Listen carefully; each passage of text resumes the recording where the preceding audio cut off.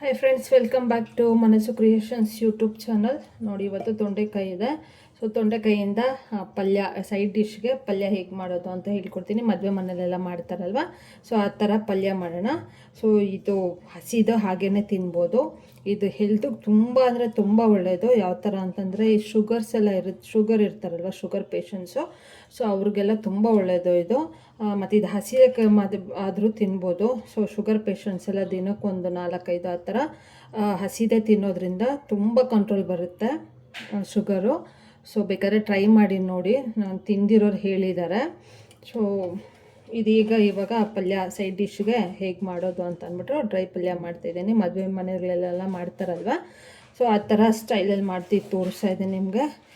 ಇದ್ರದ್ದು ಉಪಯೋಗಗಳು, ಇದ್ರದ್ದು ಯೂಸಸ್ ಇನ್ನೂ ತುಂಬ ಇದೆ ಹೆಲ್ತ್ಗೆ. ಮಾಡ್ತಾ ನೋಡೋಣ ಏನೇನು ಯೂಸ್ ಆಗುತ್ತೆ ಇದು ಬಾಡಿಗೆ ಅಂತ ಅಂದ್ಬಿಟ್ಟು, ಹೆಲ್ತ್ಗೆ ಯಾವ ಥರ ಯೂಸ್ ಆಗುತ್ತೆ ಅಂತ. ಸೊ ಎಲ್ಲೂ ವೀಡಿಯೋನ ಸ್ಕಿಪ್ ಮಾಡಿದೆ ನೋಡಿ, ತುಂಬ ಹೆಲ್ಪ್ಫುಲ್ ಆಗಿದೆ, ಹೆಲ್ದಿ ಡಿಶ್ಶು. ಸೊ ಬನ್ನಿ ನೋಡೋಣ ಇವಾಗ ಹೆಂಗೆ ಮಾಡೋದು ಅಂತ. ನೋಡಿ, ಈ ಥರ ತೊಂಡೆಕಾಯಿ ಇದೆಲ್ಲ ಸೈಡ್ ಏನಿದೆಯೋ ಅದು ಕಟ್ ಮಾಡ್ಕೊಬಿಡಿ. ಕಟ್ ಮಾಡಿಕೊಂಡು ಸೊ ಒಂದು ಕಾಯಿನ ಈ ಥರ ಅರ್ಧ ಹೋಲ್ಡ್ ಮಾಡಿಬಿಟ್ಟು ಅದನ್ನು ಅರ್ಧ ಮಾಡ್ಕೊಳ್ಳಿ. ನೋಡಿ, ಸೇಮ್ ಹಸಿದೆ ತಿನ್ನೋದ್ರಿಂದ ಸೌತೆಕಾಯಿ ಥರನೇ ಇರುತ್ತೆ ಇದು, ತಿನ್ನೋಕ್ಕೆ ಟೇಸ್ಟು. ಸ್ವಲ್ಪ ಲೋಳೆ ಅಂಶ ಇರುತ್ತೆ, ಸೊ ಅದನ್ನು ಕ್ಲೀನಾಗಿ ವಾಶ್ ಮಾಡಿ ತೆಕ್ಕೋಬೇಕು. ಸೊ ಎಲ್ಲನೂ ಇದೇ ಥರ ಮಾಡ್ಕೊಳ್ಳಿ. ನೀವು ಸೈಡಲ್ಲಿಂದ ಎಲ್ಲ ಕಟ್ ಮಾಡೋಷ್ಟು ಪೇಷನ್ಸ್ ಇಲ್ಲ ಅಂದರೆ ಹಾಗೆ ಮಾಡ್ಬೋದು, ಬಟ್ ಸೈಡ್ ಪಾರ್ಟೆಲ್ಲ ಏನಿದೆಯೋ ಅದನ್ನು ತೆಕ್ಕೊಬಿಡಿ.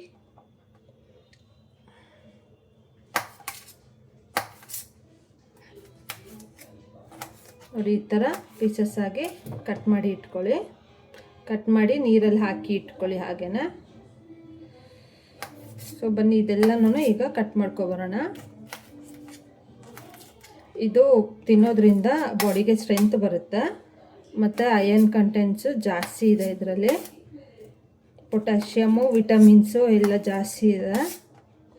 ಸೊ ಹೆಲ್ತಿಗೆ ತುಂಬ ಒಳ್ಳೆಯದು. ವಾರಕ್ಕೆ 1-2-3 ಸಲ ಮಾಡ್ಕೊಂಡು ತಿನ್ನಿ. ಇಲ್ಲ ಮಾಡೋಕ್ಕಾಗಲ್ಲ ಅಂತಂದ್ರೂ ಡೈಲಿ 1-2-3 ಹಾಗೆಯೇ ಹಸಿದೆ ತಿಂದರೆ ತುಂಬ ಚೆನ್ನಾಗಿರುತ್ತೆ, ಮತ್ತು ಹೆಲ್ತ್ಗೂ ತುಂಬ ಒಳ್ಳೆಯದು.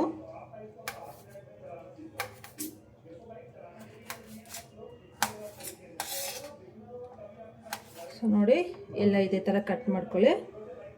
ಇವಾಗ ಕಟ್ ಮಾಡಿಕೊಂಡು ಎಲ್ಲನೂ ನೀರಿಗೆ ಹಾಕಿ ನೆನೆಸಿಟ್ಟಿದ್ದೀನಿ. ಸೊ ಇದರಲ್ಲಿ ಸ್ವಲ್ಪ ಲೋಳೆ ಅಂಶ ಇರುತ್ತೆ, ಅದನ್ನು ಒಂದು 5 ನಿಮಿಷ ನೆನೆಸಿಟ್ಟು ಬಿಟ್ಬಿಡಿ. ಅಷ್ಟೊತ್ತಿಗೆ ಒಗ್ಗರಣೆಗೆ ಏನು ಬೇಕಂತ ರೆಡಿ ಮಾಡ್ಕೊಳ್ಳೋಣ. ನೆನೆಸಿದಾದ್ಮೇಲೆ 5 ಮಿನಿಟ್ಸ್ ಆದಮೇಲೆ ಇದು ಚೆನ್ನಾಗಿ ಹಿಂಗೆ ಕಿವುಚಿದ್ರೆ ಲೋಳೆ ಅಂಶ ಎಲ್ಲ ಬಂದ್ಬಿಡುತ್ತೆ. ಒಂದು 3-4 ಸಲ ಹಾಗೆ ವಾಶ್ ಮಾಡಿಕೊಂಡು ತೆಗೆದಿಟ್ಕೊಳ್ಳಿ. ನೋಡಿ, ಒಂದು ಬಾಣಲಿಗೆ ಎಣ್ಣೆ ಹಾಕ್ಕೊಳ್ಳಿ. ಒಂದು 4-5 ಸ್ಪೂನ್ ಎಣ್ಣೆ ಹಾಕ್ಕೊಂಡು, ಇದು ನೀರೇನು ಹಾಕಲ್ಲ ಇದಕ್ಕೆ. ಸೊ ಎಣ್ಣೆಲ್ಲೇ ಡ್ರೈ ಫ್ರೈ ಮಾಡೋದ್ರಿಂದ ಎಣ್ಣೆ ಒಂದು 4-5 ಸ್ಪೂನ್ ಹಾಕ್ಕೊಳ್ಳಿ. ಮತ್ತು ಸಾಸಿವೆ 1 ಸ್ಪೂನು,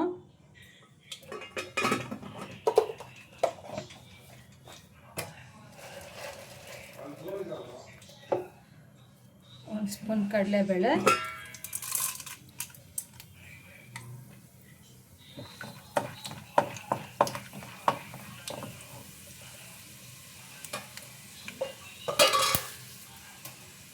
ಮತ್ತು ಈರುಳ್ಳಿ 2 ಚಿಕ್ಕದು 2 ಕಟ್ ಮಾಡ್ಕೊಂಡಿದ್ದೀನಿ. ನೀವು ಕ್ವಾಂಟಿಟಿ ನೋಡ್ಕೊಂಡು ಹಾಕ್ಕೊಳ್ಳಿ.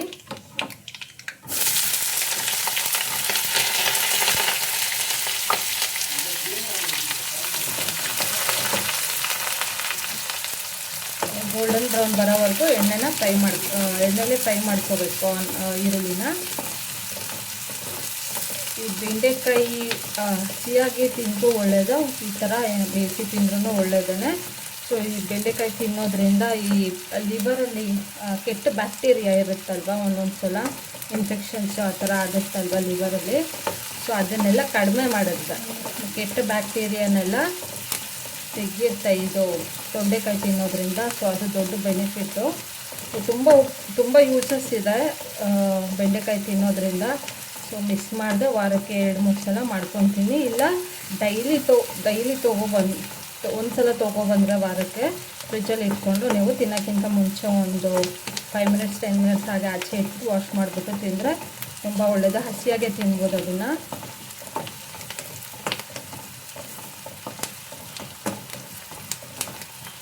ಈ ಡಯಟ್ ಎಲ್ಲ ಮಾಡೋವಾಗ ಹಸಿ ತರಕಾರಿ ಎಲ್ಲ ತಿಂತೀರಲ್ವ, ಸೊ ಅದ್ರ ಜೊತೆಯಲ್ಲಿ ಇದನ್ನು ಒಂದು ಆ್ಯಡ್ ಮಾಡ್ಕೊಳ್ಳಿ. ಹಸಿ ತರಕಾರಿಗಳಲ್ಲಿ ಇದು ಒಂದು ಆ್ಯಡ್ ಮಾಡಿಕೊಂಡ್ರೆ ಹೆಲ್ತ್ಗೆ ತುಂಬ ಒಳ್ಳೆಯದು.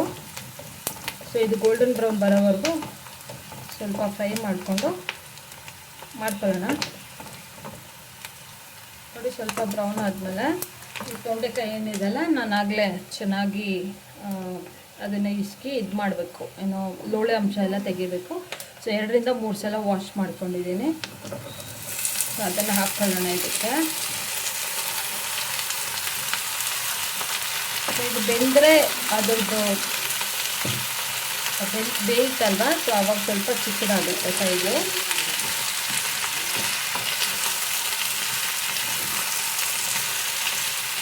ಚೆನ್ನಾಗಿ ಮಿಕ್ಸ್ ಮಾಡ್ಕೊಂಡು ಒಂದ್ಸಲ.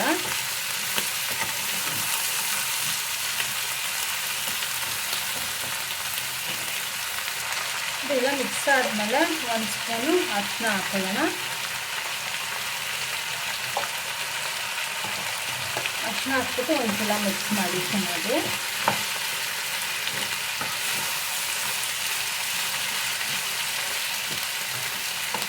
ಬೇಗ ಬೆಂದ್ಬಿಡುತ್ತೆ ಇದು. ಸೊ ಸಿಮ್ಮಲ್ಲಿ ಇಟ್ಕೊಂಡು ಬೇಯಿಸ್ಕೊಳ್ಳಿ. ಈ ಕಲಿಸೋವಾಗೆಲ್ಲ ಐ ಫ್ಲೇಮಲ್ಲೇ ಇರಲಿ, ಒಗ್ಗರಣೆ ಎಲ್ಲ ಮಾಡೋ ಟೈಮಲ್ಲಿ. ಮತ್ತು ಉಪ್ಪು ಹಾಕಿದ್ಮೇಲೆ ಸಿಮ್ಮಲ್ಲಿ ಇಟ್ಬಿಟ್ಟು 5 ಮಿನಿಟ್ಸ್ ಬೇಯಿಸ್ಕೋಬೇಕು. ಉಪ್ಪು ಇರುತ್ತಲ್ವ, ಸೊ ಉಪ್ಪಿನ ಅಂಶದಲ್ಲೇ ಅದು ನೀರು ಬಿಟ್ಕೊಂಡು ಬೇಯ್ಕೊಳ್ಳುತ್ತೆ. ಸೊ ರುಚಿಗೆ ತಕ್ಕಷ್ಟು ಉಪ್ಪು ಹಾಕ್ಕೊಳ್ಳಿ.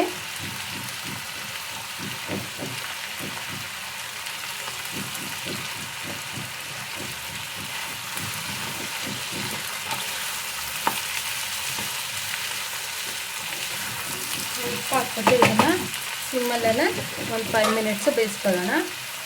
ಸ್ವಲ್ಪನೂ ನೀರು ಹಾಕಬಾರ್ದು.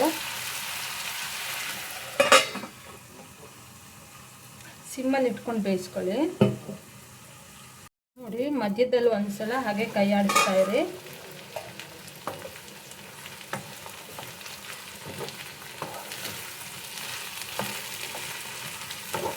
ಇನ್ನು ಬೇಯಬೇಕು, ಆಗಾಗ ಸ್ವಲ್ಪ ಕೈ ಆಡಿಸ್ತಾ ಇರಿ. ಅದು ಸ್ವಲ್ಪನೂ ನೀರು ಹಾಕಿಲ್ಲ, ಎಣ್ಣೆಲೆ ಫ್ರೈ ಆಗ್ತಾಯಿದೆ.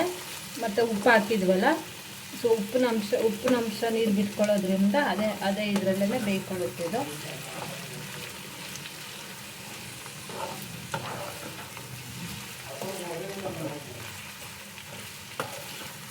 ನೋಡಿ, ಇಷ್ಟೆಲ್ಲ ಹೆಲ್ತ್ಗೆ ಬೆನಿಫಿಟ್ ಆಗೋ ಅಂಥ ತರಕಾರಿ ಇದು.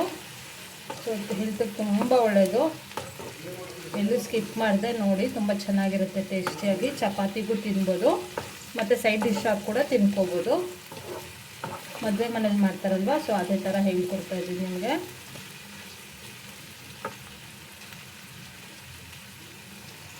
ಇನ್ನು ಬೇಯಬೇಕು, ಸೊ ಹಾಗೆ ಮುಚ್ಚಿಡಿ.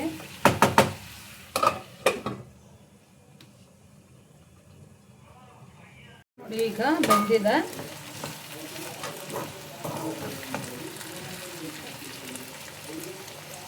ಬೆಂದಿದೆ, ಸಾಕು ಇಷ್ಟು ಬೇಯಿಸ್ಕೊಂಡ್ರೆ. ನೋಡಿ, ಅದೇ ಸೈಜ್ ಕೂಡ ಕಡಿಮೆ ಆಗಿದೆ. ಈಗ ಸ್ವಲ್ಪನೂ ನೀರು ಹಾಕಿಲ್ಲ. ಮತ್ತು ಈಗ ಚಿಲ್ಲಿ ಪೌಡರು, ಖಾರ ನೋಡ್ಕೊಂಡು ಹಾಕ್ಕೊಳ್ಳಿ. ನಾನು 2 ಸ್ಪೂನ್ ಟೇಬಲ್ ಸ್ಪೂನಲ್ಲಿ 2 ಸ್ಪೂನ್ ಹಾಕ್ಕೋತಾ ಇದ್ದೀನಿ. ಖಾರ ಆಗುತ್ತೆ, ನೋಡ್ಕೊಂಡು ಹಾಕ್ಕೊಳ್ಳಿ.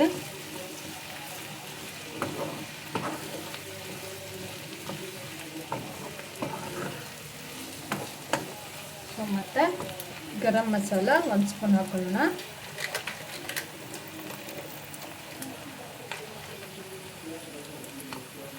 ಗರಂ ಮಸಾಲ,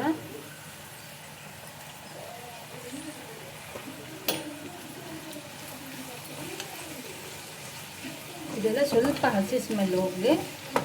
ಸೊ ಆಗಲೇ ಅದು ಸಿಮ್ಮಲ್ಲಿ ಇಟ್ಟು ಬೇಯಿಸೋಕೆ ಇಟ್ವಲ್ಲ, ಸೊ ಆ ಟೈಮಲ್ಲೇ ಹಾಕ್ಕೋಬೋದು ಬೇಕಾದರೆ.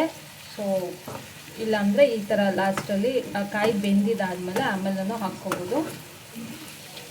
ಸ್ವಲ್ಪ ಹಸಿ ಸ್ಮೆಲ್ ಹೋದರೆ ಸಾಕೋದು.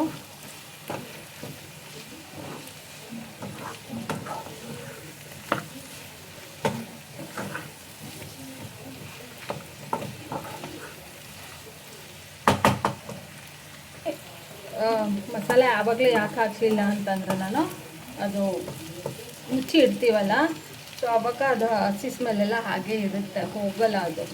ಸೊ ಎಲ್ಲ ಬೆಂದಿದ್ದಾದಮೇಲೆ ಹಾಕಿದ್ರೆ, ಈಗ ಓಪನಲ್ಲಿ ಇರುತ್ತಲ್ವ, ಇದು ಆಲ್ರೆಡಿ ಬೆಂದಾಗಿರುತ್ತೆ. ಸೊ ಒಂದು 2 ನಿಮಿಷ ಇಲ್ಲ 1 ನಿಮಿಷ ಆ ಥರ ಮಸಾಲೆ ಎಲ್ಲ ಹಾಕಿ ಫ್ರೈ ಮಾಡಿಕೊಂಡ್ರೆ ಹಸಿ ಸ್ಮೆಲ್ ಹೋಗ್ಬಿಡುತ್ತೆ, ಆ ಮಸಾಲೆದು ಹಸಿ ಸ್ಮೆಲ್ಲು. ಸೊ ಈಗ ತೆಂಗಿನಕಾಯಿ 1-2 ಸ್ಪೂನ್ ಹಾಕ್ಕೊಳ್ಳೋಣ.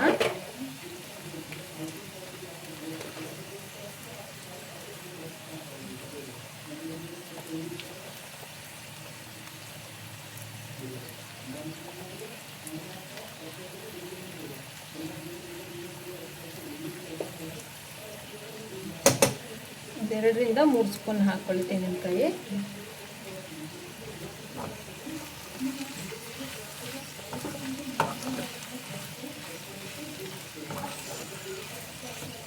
ಕೊತ್ತಂಬರಿ ಸೊಪ್ಪು ಸ್ವಲ್ಪ,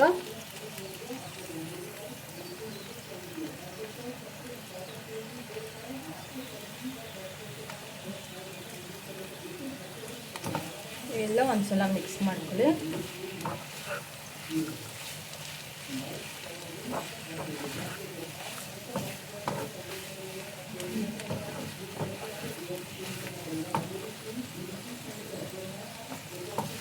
ಚಪಾತಿಗೆ ಆಗುವಂಥ ಡ್ರೈ ಐಟಮ್ಸು ತುಂಬ ವೀಡಿಯೋಸ್ ಮಾಡಿದ್ದೀನಿ, ಒಂದ್ಸಲ ಚೆಕ್ ಮಾಡ್ಕೊಳ್ಳಿ. ಇದು ಕೂಡ ಚಪಾತಿಗೂ ಚೆನ್ನಾಗಿರುತ್ತೆ ಮತ್ತು ಜೋಳದ ರೊಟ್ಟಿಗೂ ಚೆನ್ನಾಗಿರುತ್ತೆ.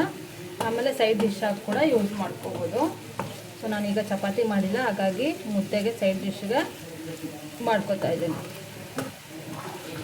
ಸೊ ನೋಡಿ, ಈಗ ಸ್ಟವ್ ಆಫ್ ಮಾಡ್ಕೊಳ್ಳೋಣ, ಸಾಕು. ನೋಡಿ, ಹೆಲ್ದಿ ಡಿಶ್ಶು ತೊಂಡೆಕಾಯಿ ಡ್ರೈ ಪಲ್ಯ ತುಂಬ ಚೆನ್ನಾಗಿರುತ್ತೆ. ಒಂದ್ಸಲ ಟ್ರೈ ಮಾಡಿ ಮಾಡಿಕೊಂಡು ತಿಂದ್ಬಿಟ್ಟು ಹೇಗಿತ್ತು ಅಂತ ಕಾಮೆಂಟ್ ಮಾಡಿ.